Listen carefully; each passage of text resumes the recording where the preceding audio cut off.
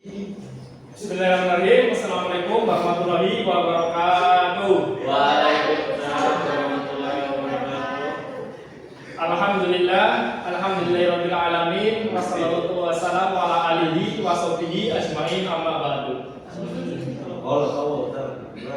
Puji syukur kehadirat Allah Subhanahu wa taala yang telah memberikan kita rahmat hidayahnya sehingga kita bisa berkumpul dengan keadaan sehat walafiat. Amin ya rabbal alamin. Oke, dengan saya berdiri di sini ya, dan sebelumnya yang terhormat Ibu Eti selaku mata kuliah pengampu mata kuliah pemasaran lanjutan.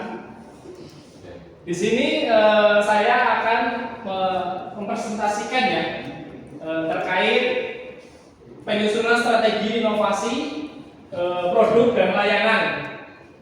Perkenalkan dulu, di sini saya namanya Arianto untuk NIM 1123100161. Oke, selanjutnya next. Di sini ada konteks pemasaran sendiri ya. Dalam lanjutan sendiri itu pemasaran lanjutan menekankan menciptakan nilai berkelanjutan. Bukan sekedar peningkatan penjualan jangka pendek, tetapi membangun hubungan jangka panjang dengan pelanggan. Yang kedua yaitu ada pasar bersifat dinamis, kompetitif dan berbasis teknologi. Nah, oke, di sini yaitu sehingga menuntut perusahaan terhadap adaptif berbasis data dan berorientasi pada konsumen. Selanjutnya yaitu ada inovasi menjadi utama keunggulan bersaing. Apa sih itu? Yaitu baik melalui produk, layanan, proses maupun pelanggan yang relevan dan bernilai tinggi. Kemudian di sini yaitu ada definisi inovasi produk dan layanan. Di sini yaitu ada inovasi produk. Yaitu apa sih? Yaitu mencakup pengembangan produk baru maupun peningkatan produk existing agar lebih relevan dengan kebutuhan pasar. Yang kedua yaitu ada inovasi layanan. Di sini yaitu berfokus ya pada perbaikan proses, kecepatan, kemudahan serta pengalaman pelanggan di setiap titik kontak. Selanjutnya ada prioritasasi pada value creation atau inovasi bertujuan menciptakan nilai fungsional, emosional, dan sosial yang meningkatkan kepuasan, kualitas serta daya saing perusahaan secara berkelanjut. Selanjutnya yaitu ada tujuan strategi inovasi ya, yaitu ada menciptakan diferensi yang relevan, yaitu sesuai dengan kebutuhan preferensi pasar sasarannya. Selanjutnya ada peningkatan kepuasan dan loyalitas pelanggan, yaitu bisa melalui nilai dan pengalaman yang unggul memperkuat posisi kompetitif. Selanjutnya yaitu ada memperkuat posisi kompetitif di tengah persaingan sekarang ya yang semakin ketat. Kita mendorong pertumbuhan jangka panjang untuk masa depan. Selanjutnya melalui inovasi berlanjut yaitu terkait retensi pelanggan dan menciptakan nilai yang konsisten.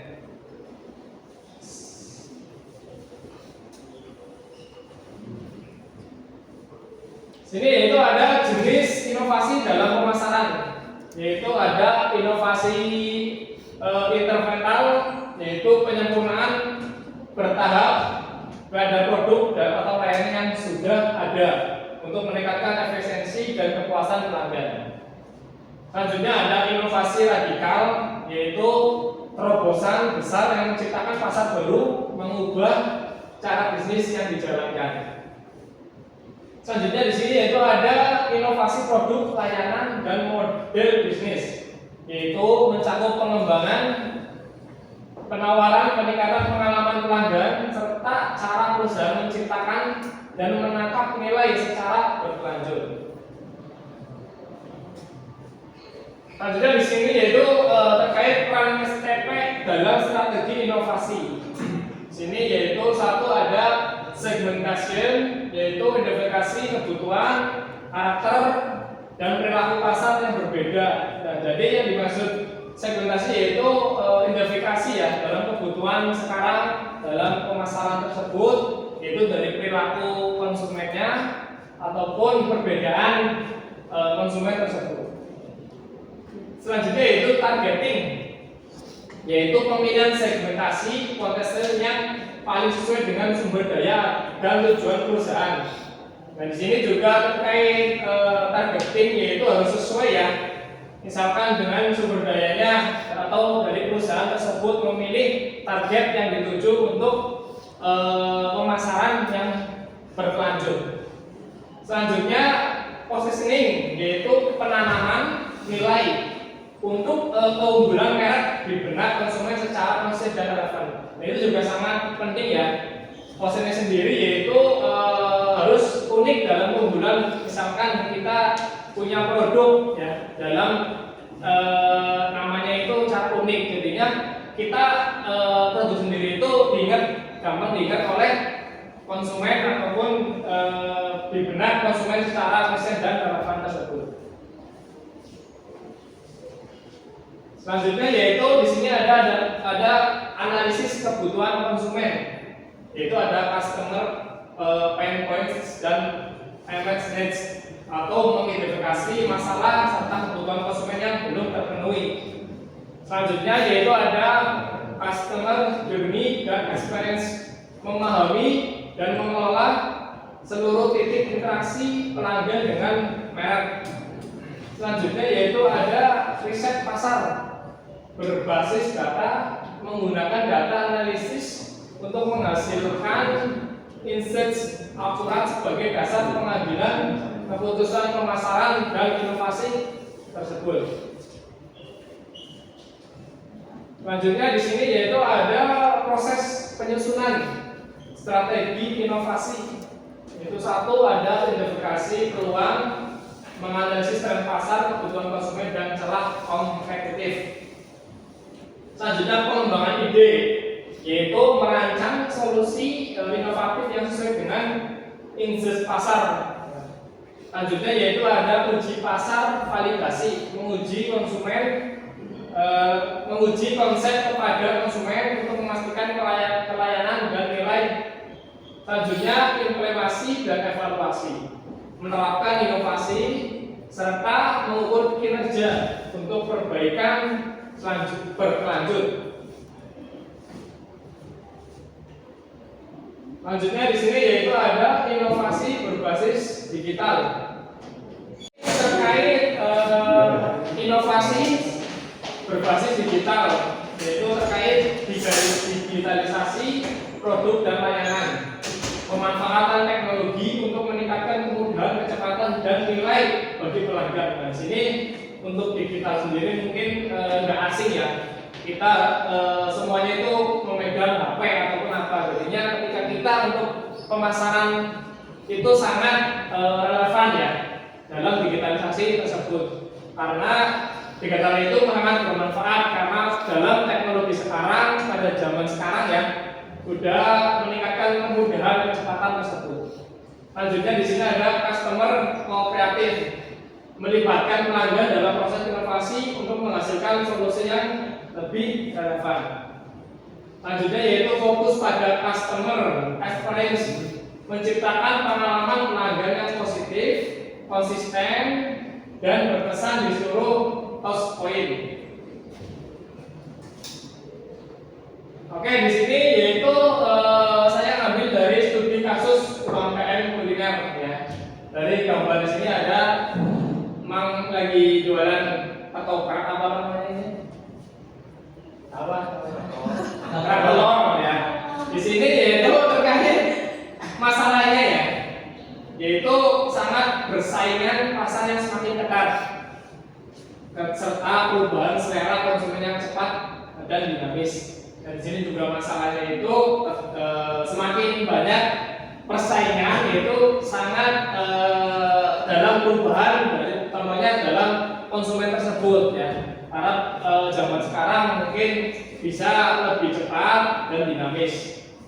Lanjutnya di sini ada inovasi, itu sangat penting ya, itu karena mengembangkan produk baru yang lebih sesuai kebutuhan pasar, didukung layanan online untuk memperluas jangkauan dan meningkatkan kemudahan akses pelanggan. Itu sangat penting ya, inovasi untuk sekarang mengembangkan produk untuk zaman dibilang Gen Z ya atau apa gitulah, Gen Z ya. Jadi, nah itu selanjutnya yaitu ada dampaknya ya, yaitu bisa terjadi peningkatan penjualan, lanjutnya perluasan pangsa pasar serta penguatan loyalitas pelanggan terhadap merek.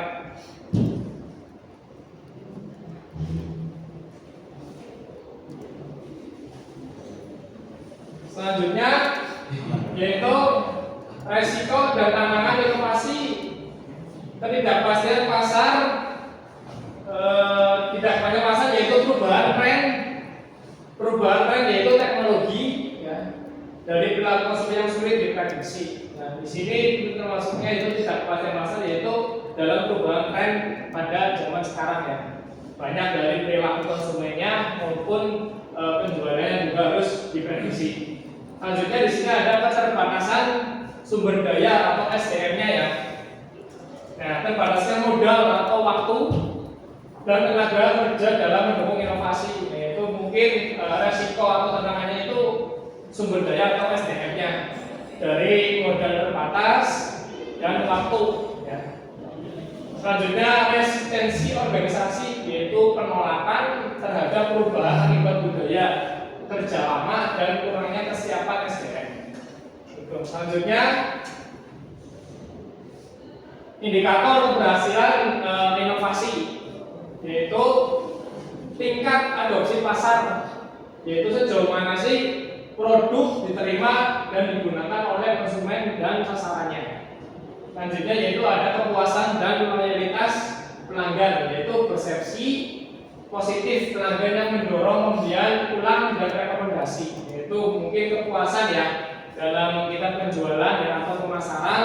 Kita perlu adanya loyalitas pada pelanggan, karena pelanggan sendiri itu sebagai dari bos ya, bos kita barangnya. Jadi harus loyalitas biar ketika kita menjual atau memasarkan, nah kita bisa mendorong pembelian berulang ya, atau menjadi rekomendasi ke teman-teman ataupun saudara ataupun keluarga.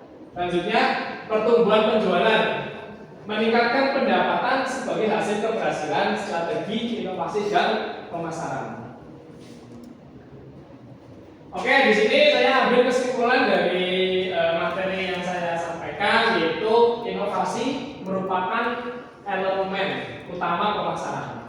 Lanjutan yang berfungsi menciptakan nilai unggul dan berkelanjutan.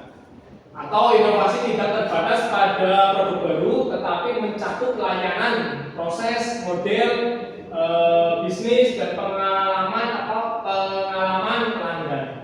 Melalui inovasi, perusahaan mampu beradaptasi terhadap perubahan pasar pada zaman sekarang dan menciptakan diferensi yang sulit ditiru, serta meningkatkan kepuasan, loyalitas pelanggan dan keunggulan bersaing jangka panjang di tengah persaingan yang dinamis dan berbasis teknologi.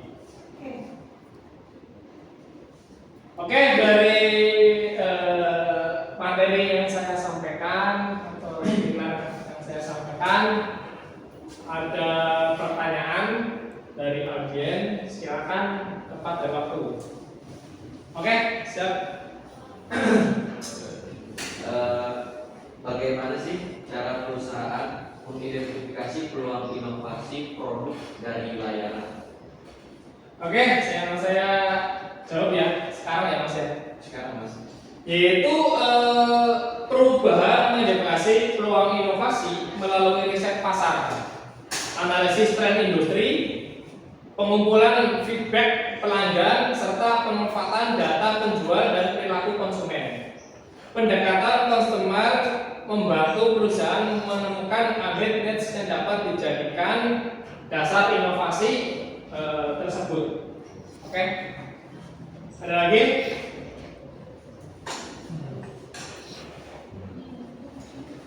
Silakan. Mengapa strategi inovasi produk dan layanan harus selaras dengan visi dan tujuan perusahaan? Yaitu ya karena kesetaraan itu diperlukan agar inovasi mendukung ya arah jangka panjang setiap perusahaan ataupun meningkatkan efisiensi sumber daya dan menciptakan nilai strategis inovasi yang tidak selera atau berisiko gagal karena tidak mendukung keunggulan kompetitif perusahaan tersebut. Oke?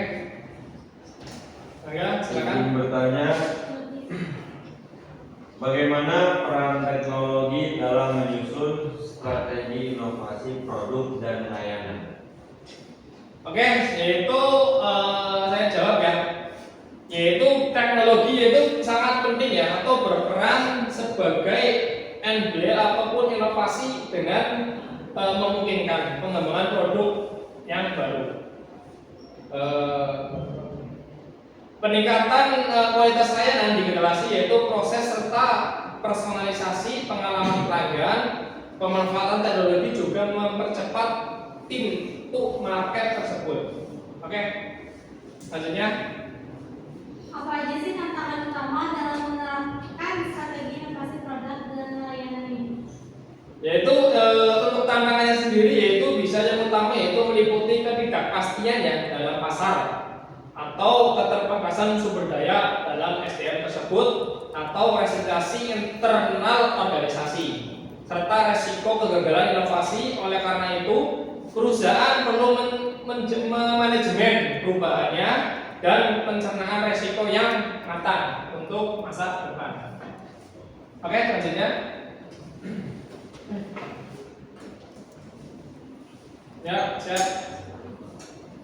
Bagaimana cara mengukur keberhasilan strategi inovasi produk dan layanan?